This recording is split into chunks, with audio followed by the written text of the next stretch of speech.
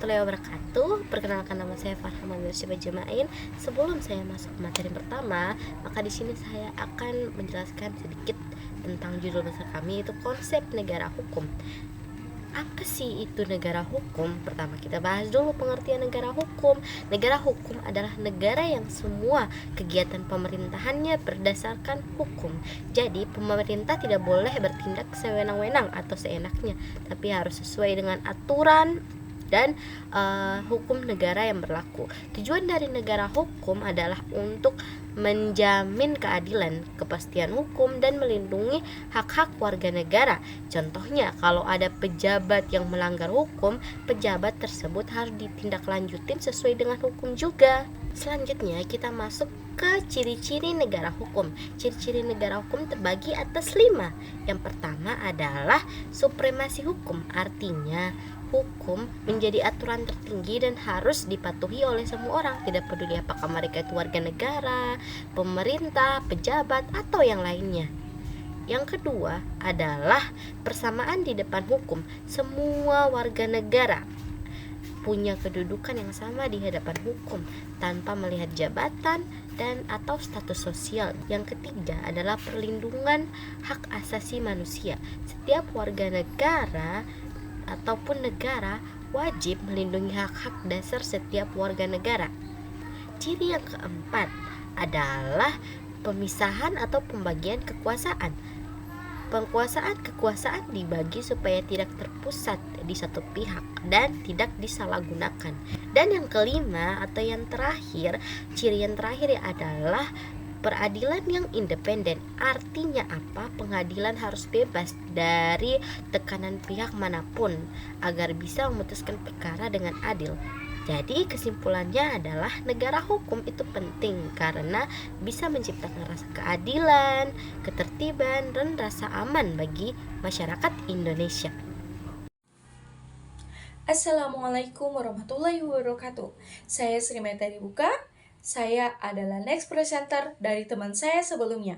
Di sini saya akan menjelaskan tujuan negara hukum dan prinsip negara hukum. Pertama, untuk tujuan negara hukum, saya akan menjelaskan 5 poin. Yaitu untuk poin pertama adalah melindungi hak asasi manusia atau HAM. Negara hukum dibentuk supaya setiap warga negara mendapatkan perlindungan atas hak-hak yang mereka miliki sejak lahir, yaitu hak hidup, berpendapat, memperoleh keadilan, hak memeluk agama, dan hak hidup aman. Negara wajib mencegah segala bentuk penyelenggaraan HAM. Contohnya, polisi tidak boleh menangkap orang tanpa bukti yang jelas.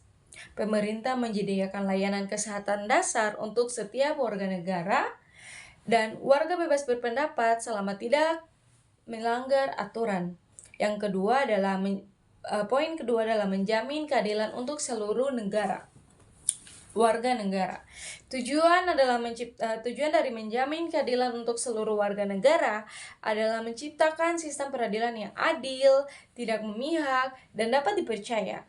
Tanpa melihat jabatan, kekayaan, atau status sosial, mereka harus diperlakukan sama di depan hukum.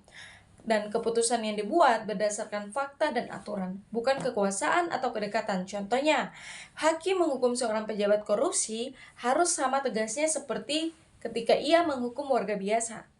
Dan poin ketiga adalah menegakkan kepastian hukum. Agar warga bisa hidup tertib, hukum itu harus jelas, konsisten, dan tidak berubah-ubah tanpa alasan yang jelas. Harus pasti biar masyarakat tahu apa yang boleh dan apa yang tidak boleh mereka lakukan.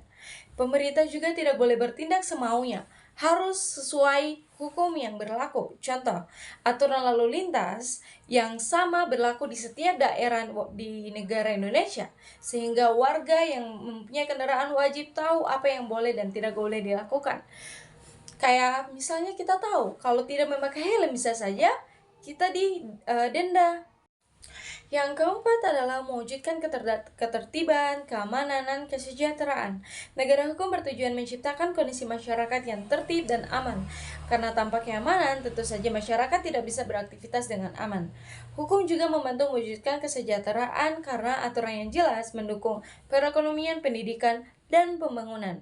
Masyarakat jadi produktif dan hidup layak, aman, dan tentram. Contoh, tindakan kriminal diproses agar masyarakat merasa aman. Dan ada undang-undang perlindungan konsumen agar warga tidak dirugikan oleh produk yang berbahaya. Yang kelima, atau poin terakhir dari tujuan negara adalah membatasi dan menguasai kekuasaan pemerintah. Dalam negara hukum, kekuasaan tidak boleh dipegang secara mutlak oleh satu pihak. Pemerintah harus dibatasi oleh aturan supaya tidak sewenang-wenang. Ada lembaga-lembaga yang saling mengawasi atau kita bilang check and balance agar semuanya secara adil, transparan, dan bertanggung jawab dengan topoksinya masing-masing. Tujuannya tentu saja biar rakyat enggak menjadi korban penyalahgunaan kekuasaan. Contohnya, presiden tidak boleh membuat keputusan secara sepihak tanpa dasar hukum. DPR menguasai penggunaan anggaran negara agar tidak disalahgunakan oleh pemerintah. Walaupun kita tahu lah ya, untuk sekarang justru DPR lah yang menyalahgunakan anggaran negara tersebut. Dan Mahkamah Konstitusi atau MK bisa membatalkan undang-undang yang dianggap melanggar hak negara, hak rakyat. Selanjutnya saya akan menjelaskan tentang prinsip-prinsip negara hukum. Yang pertama adalah supremasi hukum. Hukum menjadi kekuasaan tertinggi, bukan kehendak penguasa. Ini diatur oleh Undang-Undang Dasar 1945 Pasal 1 Ayat 3, yang itu Indonesia adalah negara hukum. Yang kedua adalah persamaan di depan hukum. Semua warga negara memiliki kedudukan yang sama tanpa didiskriminasi. Diatur dalam Undang-Undang Dasar 1945 Pasal 27 Ayat 1, yaitu segala warga negara bersamaan kedudukannya di klam hukum dan pemerintah. Yang ketiga adalah pemerintahan berdasarkan hukum. Setiap tindakan pemerintahan harus memiliki dasar hukum yang jelas dan sah. Ini ada pada Undang-Undang Dasar 1945 Pasal 1 Ayat 3. Yang keempat adalah perlindungan HAM atau hak asasi manusia. Negara wajib menjamin, menghormati, dan melindungi hak negara, hak warga negara. Ini terdapat pada Undang-Undang Dasar 1945 Pasal 28A sampai 28J bab tentang HAM. Dan kelima adalah peradilan yang bebas dan tidak memihak atau independensi kekuasaan kehakiman. Sorry ya guys. Peradilan harus independensi dari intervensi pihak manapun.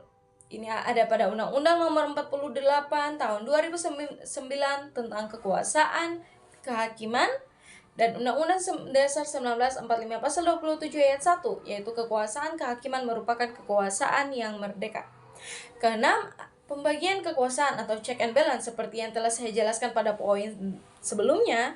Kekuasaan negara dibagi agar tidak terjadi penumpukan kekuasaan. Ini diatur pada Undang-Undang Dasar 1945 Pasal 20 tentang legislatif, Pasal 4 tentang eksekutif, dan Pasal 24 tentang yudikatif. Yang untuk poin terakhir adalah kepastian hukum dan keadilan. Hukum harus jelas, konsisten, dan tidak berubah-ubah, dan memberikan keadilan. Ini diatur pada Undang-Undang Dasar 1945 Pasal 28D Ayat 1. Setiap orang berhak atas pengakuan jaminan, perlindungan, dan kepastian hukum yang adil. Dan Undang-Undang Nomor 12 Tahun 2011 tentang pembentukan peraturan perundang-undang. Itulah dari saya. Assalamualaikum warahmatullahi wabarakatuh. Selamat sore. Pada kesempatan ini saya akan menjelaskan tentang macam-macam negara hukum dan penerapan konsep negara hukum di Indonesia. Materi ini sangat penting karena berkaitan langsung tentang bagaimana hukum mengatur kekuasaan negara dan melindungi hak masyarakat. Yang pertama saya akan menjelaskan macam-macam negara hukum.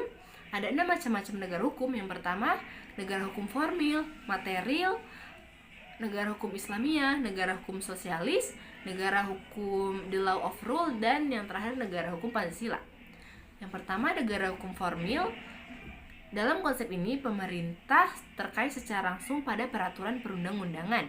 Hukum dipahami sebagai aturan tertulis, sedangkan hukum material tidak hanya menekankan aturan tertulis, tetapi juga keadilan, kesejahteraan, dan perlindungan hak asasi manusia. Ketiga, the rule of law. Konsep ini memiliki 3 prinsip utama. Yang pertama, supremasi hukum, artinya tidak ada kekuasaan yang sewenang-wenang di hadapan hukum. Yang kedua, persamaan di depan hukum, di mana berarti semua orang diperlakukan sama tanpa pengecualian. Dan yang terakhir, perlindungan hak asasi manusia yang dijamin melalui putusan pengadilan. Konsep ini diterapkan di negara-negara common law seperti Amerika Serikat dan Inggris. Yang keempat ada negara hukum Islamiyah, yang negara hukum ini berlandaskan syariat Islam dengan hukum Al-Quran dan hadis. Pemimpin negara wajib menegakkan keadilan, amanah, dan kemaslahatan umat. Sistem pemerintah juga menekankan musyawarah atau surah. Contoh penerapannya dapat ditemukan di negara seperti Arab Saudi dan Iran. Yang kelima, negara hukum sosialis. Negara hukum sosialis memiliki kontrol kuat terhadap produksi pada negara hukum yang digunakan sebagai alat untuk mencapai kesetaraan kelas. Kepentingan kolektif lebih diutamakan daripada kepentingan individu. Konsep ini diterapkan di negara-negara sosial atau komunis seperti Tiongkok, Urba, dan Korea Selatan, dan Korea Utara.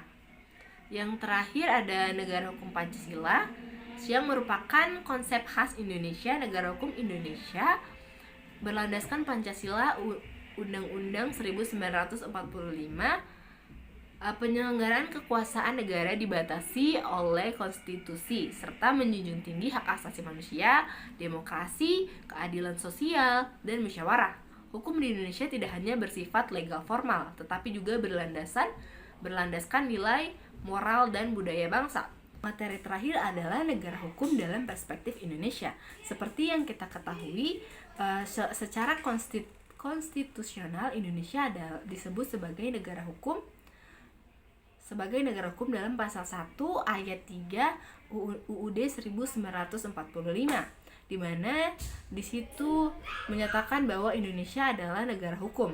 Konsep negara hukum di Indonesia dikenal sebagai negara hukum Pancasila, yaitu negara hukum yang tidak hanya menekankan supremasi hukum, tetapi juga keadilan sosial dan nilai kemanusiaan. Sistem hukum Indonesia bersifat pluralistik, yaitu perpaduan antara hukum adat, hukum agama, hukum barat, dan hukum nasional. Lembaga penegak negara hukum di Indonesia antara lain yaitu Mahkamah Agung, Mahkamah Konstitusi, Komisi Yudisial, serta penegak hukum di Indonesia seperti kepolisian, kejaksaan, dan KPK. Selain itu ada juga DPD dan DPR yang berperan dalam pembentukan undang-undang. Namun dalam pelaksanaannya negara hukum Indonesia masih menghadapi berbagai tantangan seperti korupsi, intervensi politik, peraturan yang tidak konsisten, penegakan hukum yang belum merata, serta lemahnya budaya hukum masyarakat. Dapat disimpulkan bahwa konsep negara hukum memiliki berbagai bentuk dan Indonesia mengembangkan konsep negara hukum Pancasila, yaitu menekankan keseimbangan antara kepastian hukum, keadilan, dan nilai kemanusiaan. Demikian penjelasan yang dapat saya sampaikan. Terima kasih perhatiannya pada teman-teman semua. Wassalamualaikum warahmatullahi wabarakatuh.